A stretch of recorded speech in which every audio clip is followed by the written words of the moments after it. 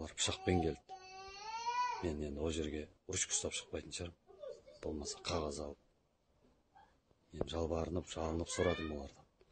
Қолдарынан алдым. Қолдарын еркекше беріп кетті сол жерде. Болды деп. Енді артынан келіп істеп отқан тірлігі. Менің отбасымның, біз сол жерде, мен Шерзат Нұрғанат болды. Біз қан төксек, айтсаңыздар болады, қараласаңыздар. Қан төкті бұлар, қан ішер деп. Мен қан төккенім жоқ, қан төкпеймін де.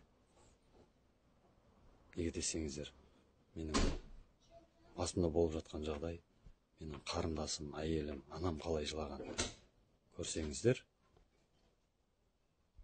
сол кезде түсінесіздер. Сол себепті айтатын, ешқандай анауға, қазір соғыс жоқ, бейбіт заманда ана жыламау керек, әжелер жыламау керек.